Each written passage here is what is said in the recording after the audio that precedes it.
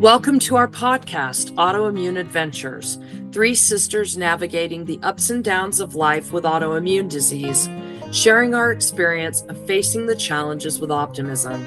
We hope that even in the smallest way, this will help you navigate your autoimmune journey. We are not medical professionals, and the content of this podcast is not intended to be a substitute for medical advice, diagnosis, or treatment. We encourage you to address any medical issues you may have with your doctor.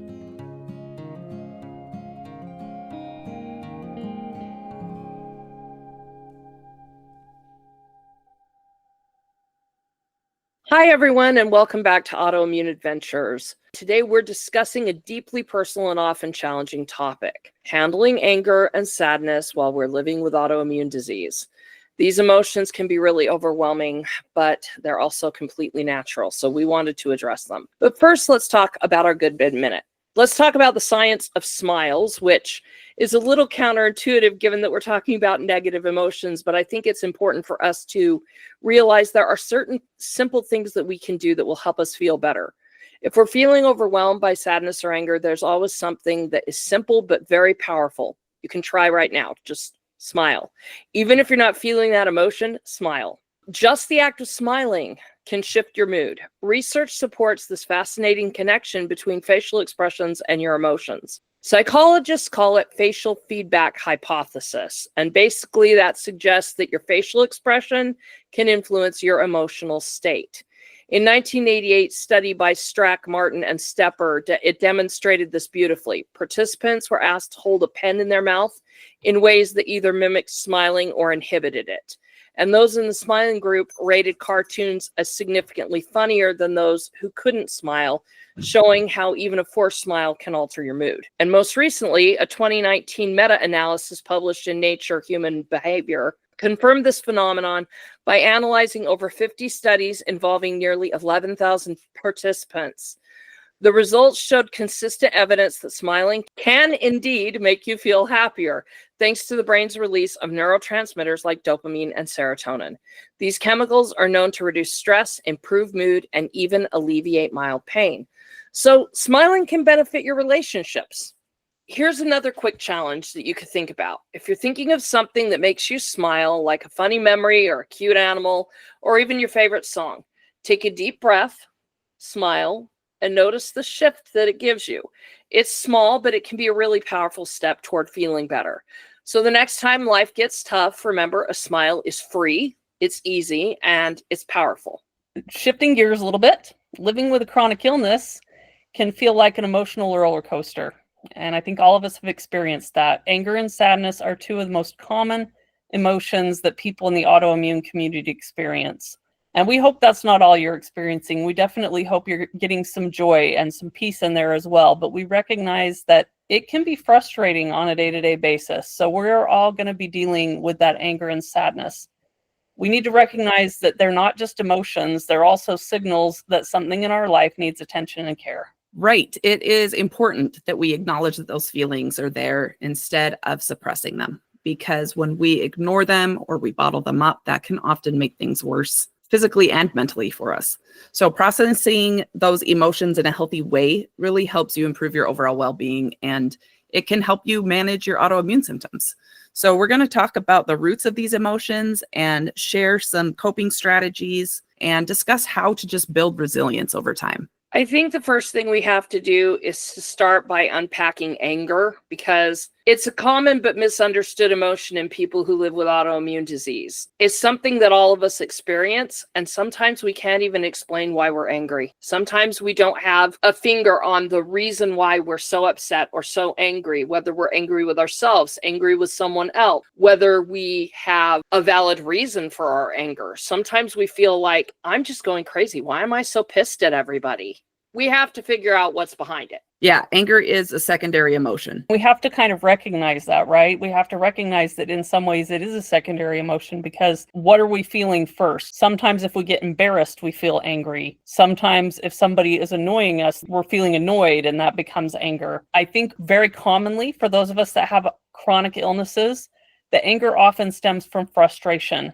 We have frustration because our physical abilities are limited, our plans get disrupted, and we are forced to change our life and adjust it in ways that we had maybe never expected to. So imagine preparing for something so important only to have a flare-up to make it impossible to follow through on. That can be incredibly frustrating. I had that happen to me a couple of years ago, but I live on a farm. We had been breeding and raising Angora rabbits at the time. And there was a big fiber festival down near San Antonio. And I was asked to be the speaker specifically on Angora rabbits and to demonstrate how to take care of them, the benefits of them, how you can humanely and safely harvest their wool. And I had made myself a PowerPoint. I was excited. I was, ready to go down and have a good time with everybody. About 2 days before I was supposed to go down, I had one of the worst lupus flares that I've had in years. I had a really, really bad flare and I could hardly even move my joints. I had friends that were going to be there that I hadn't seen in a while. I had friends that I had made online through the fiber community that I was going to be meeting for the first time. I had been so looking forward to this, and my husband and I had even planned it out, and he had to be the one to point out to me, and he just had to say, babe,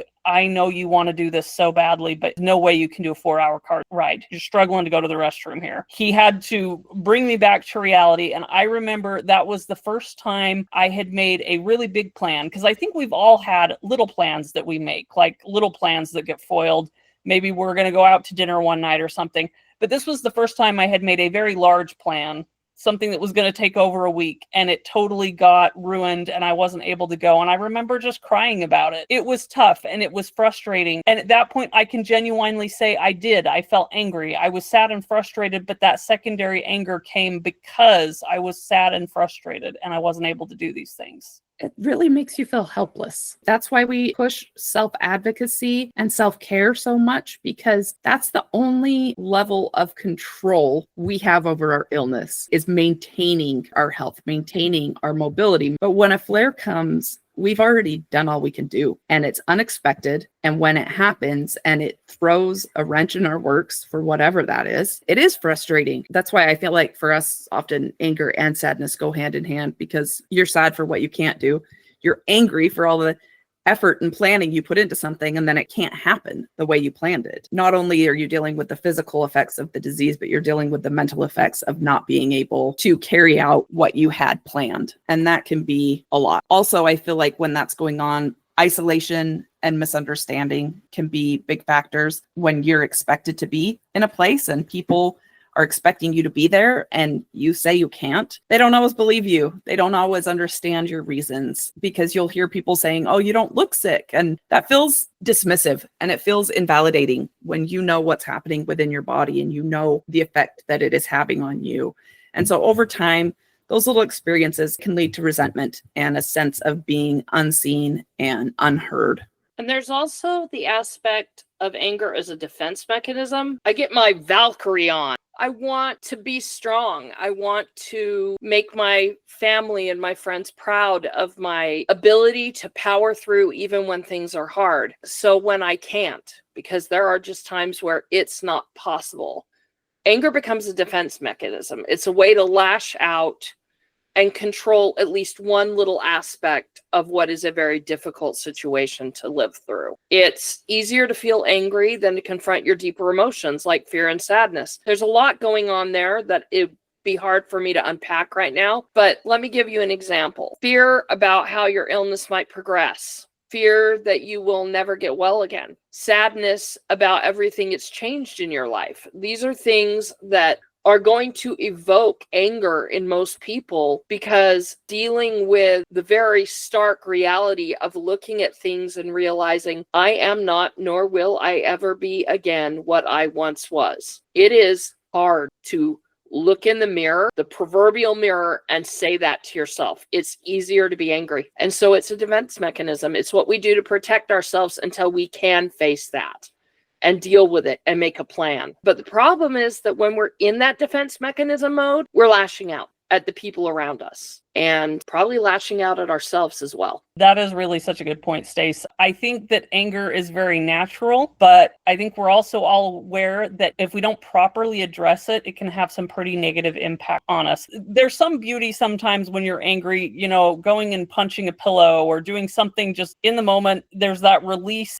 But if you are angry all the time and you carry it around with you, I don't feel good. I don't like that. I don't like the frame of mind that it puts me in. I don't like the way that it makes me feel physically. I feel more stressed. And studies show that chronic anger can actually increase inflammation and stress levels. It can worsen your autoimmune symptoms. It's important that we learn how to identify anger and release it in healthy ways. We're going to talk about some strategies for doing that later in the episode. But I do want to make sure that you realize there's nothing wrong with feeling anger. We don't want to demonize anger as an emotion. It is absolutely normal to feel anger when you are dealing with autoimmunity. This is why we're having a whole episode about anger and sadness, because it's something that you're not just going to deal with once. It's going to come back repeatedly. And that's why we thought it would be important to discuss today. It's a protective mechanism that our minds and bodies throw us into until we can come back and deal with the initial emotion.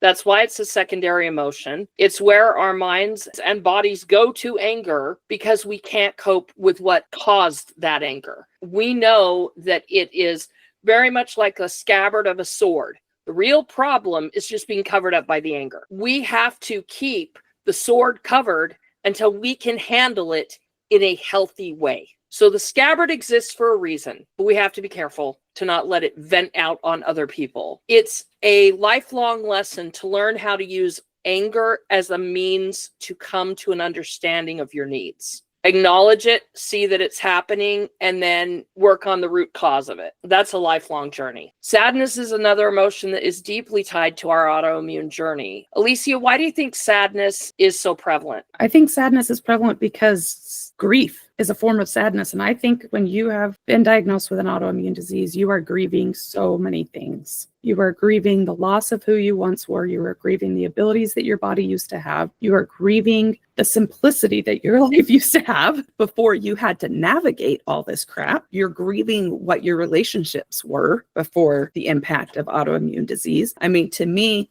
sadness comes from grief or loss. I would say that is the primary source. It's valid and it is necessary to feel those feelings and process them. And we don't like to feel sad. We don't like to feel angry. Those are not emotions that I know anybody enjoys feeling. But it is so important that we allow it, that we hold space for those emotions. Because when you hold space for them and you allow your body and your mind to feel those things, it will more easily let them go when you do the things you need to do to process those emotions. If you are burying them, if you are suppressing them, if you are ignoring them, it's going to be harder to let those go. There's maybe a mental block because you haven't acknowledged and let yourself feel it. Your mind doesn't want to let it go yet. But if you've allowed yourself to feel it, your mind says, okay, we felt that.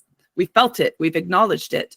Now it's time to process and move on. And I think it's important. Sadness, we're going to feel it again and again because any form of grief, the autoimmune disease where you have a chronic disease where it's going to continue through your whole life, you're going to grieve over and over again. Sometimes for the same things, sometimes for new things that you're not able to do or things that you feel like you're missing in your life. And like Alysia was saying, we have to be able to process that to overcome it and recognize that it is completely valid to feel sadness. The expression of fake it till you make it. And we're not saying pack your feelings away and don't acknowledge them. We're saying recognize you're going to have these feelings, acknowledge when you do, and then like Alysia said, recognize that you're going to try and move past them and to find something better. When we talk about finding joy, I think for anybody, finding joy is a process. But I think for those of us that have autoimmune disease where the chronic nature of things, there's no quick fix, we can feel overwhelmed, helpless because of our diseases, that we need to recognize if we want to find joy, we can't just sit around and wait for it to come to us. We have to go looking for it. I think that we have to remember we have to be proactive in our navigation of our feelings, and that means we have to own them. So we talk a lot about advocacy, and I think this is a really good example of how we have to advocate for our own well-being. I think about any kind of grief. When we lost our mother, it took us a long time to be able to go to the things we received from her and open up those boxes and look at what was inside. Just like when you lose someone, you have lost yourself to some extent. Autoimmune disease turns you into the person that you never knew you would be. and that you never wanted to be. But it can also be a beautiful thing when you learn to find your way forward through the grief. When all of us opened those boxes, it wasn't just grief. It wasn't just sadness at losing our mom. It was also, wow, look at this. Look at this beautiful thing that I remember or that I learned. Our discovery in autoimmunity is something that we gain as we go forward. Not like when we lose someone and we gain good memories from the past. This is something where we have to create new memories in our future. We have to have the positive mental ability to do that, and we have to navigate it. So we have to lay the map of our new life out in front of us and figure out how we want to navigate the concerns and the very real problems that we have. I think that for me, gratitude practices have been very helpful, whether that be prayer, whether that be meditation, whether that be journaling. When you focus on gratitude, it doesn't erase your sadness. It just shifts your focus toward the positive aspects of your life. And for me personally, I feel that that lightens my emotional load over time. That is one of the most powerful ways, I think, to shift the focus from negative emotions of anger or sadness to focus on those things that are going to bring joy and peace into your life. I believe that gratitude is the key there. I would agree. And I think gratitude totally leads into what we're talking about next, which is healthy coping mechanisms. I think gratitude is actually a huge one. Some other healthy ways that we can cope with anger and sadness are mindfulness and meditation. They're great tools to help you stay positive and to help you reduce the intensity of negative emotions. We've talked a lot about those in previous episodes. Doing something as simple as focusing on your own breathing and being mindful of that can actually bring a sense of calm even on those really tough days. Guided meditation is great for this, by the way. It can help get your mind off things. It can help reduce the intensity of those negative emotions and help you cope with them. I think we all know that physical activity is another powerful outlet. Exercise releases those feel-good hormones, endorphins, and it is a natural mood lifter. Even if it is taking a short walk, especially if it is an outside walk, something as simple as doing a few stretches can really make a big difference in how you feel emotionally and physically. And it's not just exercise that we can do to create those feel-good hormones in our bodies. There's a lot of different hormones that cause us to feel good. And there's a lot of different things we can do to create those within ourselves. And sometimes it's as simple as spending time with a loved one that is supportive, somebody who knows you, loves you, supports you, doing something for somebody else, an act of kindness for somebody else. That's associated with like pleasure and reward part of your brain. Meditation, like Becky mentioned, deep breathing, mindfulness, those are powerful ways as well. But think outside of the box, things that make you feel good. Listening to music, dancing is a really good one. Painting, writing, drawing, things that engage you in a creative activity. They can be not only rewarding to you, but they can shift your focus again from those negative emotions to the positive ones. Get some sunshine, spend some time in nature or garden. Obviously, we're going to go back to our big six. I know we've already mentioned several of those now, but even as simple as eating a healthy diet. When you are angry or sad, have yourself a nice big salad with some healthy proteins and some omega-3s and some veggies. You will feel better, even if it's a minute amount. When you're taking care of your body physically and mentally, your mood will lift. Take a nap. It's amazing what 30 minutes of good, solid sleep will do for your soul and for your mind and for your attitude. One of the other things that we can do is we can build a strong support system. I think it's really key to have people that we trust, that we can talk to, whether it's family or friends or a therapist. I have an amazing therapist, and she provides much needed perspective and emotional relief, because a lot of the pain that we feel is physical, but a lot of it is emotional, and some of it's really hard to process.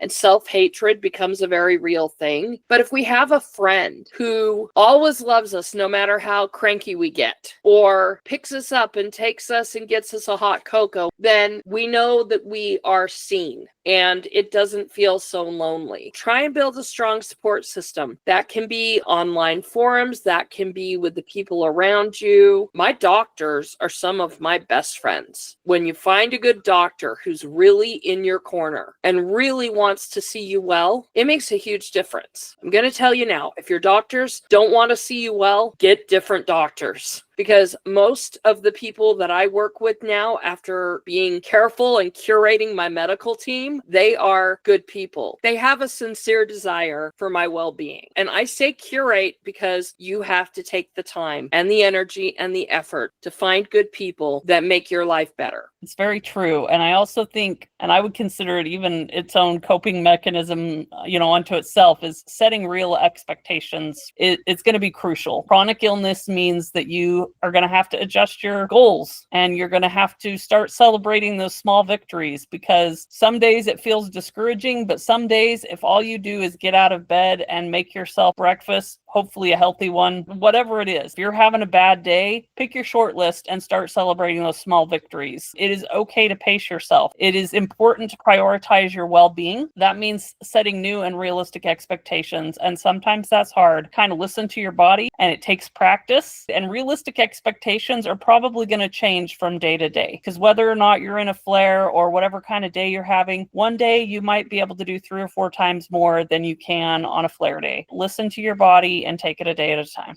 It is important to take things a day at a time because, as you said, it changes from day to day. You don't know if you're going to be flaring. You don't know if you're going to have energy, if you're going to be super bad brain fog. What I do know is sometimes those emotions can become overwhelming. It's hard to know when to seek professional help. We convince ourselves that we can deal with emotions. Sometimes we need help. So if sadness is something that has been plaguing you, anger has been plaguing you, if it's been a long-term thing, more than a few weeks, you need to just get help. Nobody wants to feel this way. You don't want it to affect your well-being now and your personality. I know people who have gotten old and cranky because they didn't feel well and they didn't get the help they needed for their mental health or their physical health. And then they were just cranky as they grew old and they were not fun to be around. I don't want to be like that. I'm going to get the help I need, whether it's physical or mental. A therapist, a counselor, they can provide you tools and strategies much better than we can on a podcast. Things that are tailored to your situation, your personal needs, to help you navigate your emotions more effectively. There is no shame in getting help to manage these emotions. They can be a lot. And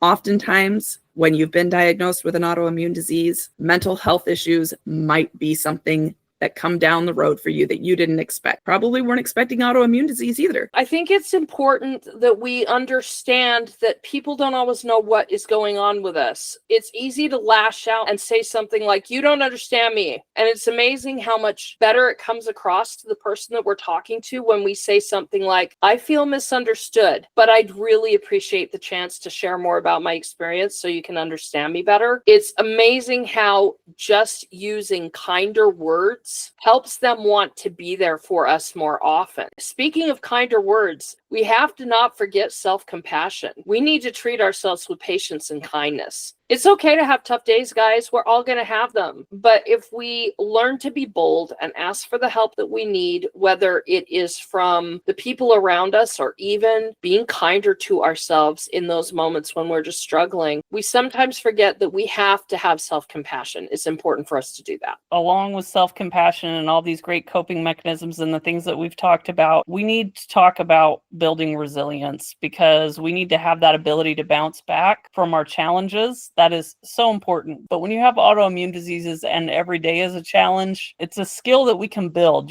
Some people might be born with it, have a natural tendency toward it, but it's something that you can work on and can be built. A positive mindset is a great place to start with it. You can focus on what you can do rather than what you can't do. See, we have to start where we are and recognize that there are new limitations and new goals that we have to make and different things that we need to do. I think that the positive attitude, the mindset that we're discussing, that's our number one of our big 6 that we talk about. It cannot be emphasized enough what a difference that is going to make in your life. When you're trying to shift your mindset, instead of beating yourself up, one of the things you can do is highlight strengths that you have that might help. For me, I've noticed I have developed some talents since I got autoimmune disease, whether they are emotional talents or physical talents, whatever, but I do have problem-solving skills I never had before. I think outside of the box to solve things in ways I never did before. I'm also much more empathetic than I was before. When I recognize these strengths, these things that I have developed during the quote-unquote negative years of being unhealthy, I realize that it hasn't been all bad. I have some really great stuff has happened. I have developed in a lot of good ways, as well as the struggle. There has been goodness that has come from it. So I've learned to celebrate what I call micro victories because they help us to build resilience. They feed those endorphins. And when we do that, it gives us a few more clicks on our power bar, because negativity, there's nothing that will drain your power bar faster. If we want to help increase our power bar, as it were, a little bit more, we need to find meaning and purpose in what we're doing day to day. And I know that sometimes that can really feel like a challenge. Find whatever it is that works for you. Maybe you have kids, you have a family, that's your meaning and purpose, and helping them. If you have pets, animals that you love, getting up and feeding them and taking care of them might be your purpose. Whether you're going out volunteering, advocating for other people, pursuing whatever your passion project is, find something that you enjoy, that you're passionate about, that gives you some kind of meaning in your life and a sense of purpose that will build the resilience as well as give you a little bit more in your power bar. I think with any negative emotion, there's going to be a flip side of positivity there that you have to find. And that's not easy. Dealing with anger, dealing with sadness, that's not easy. But when we acknowledge it, we recognize, we label it, we allow ourselves to feel it. And then we do those things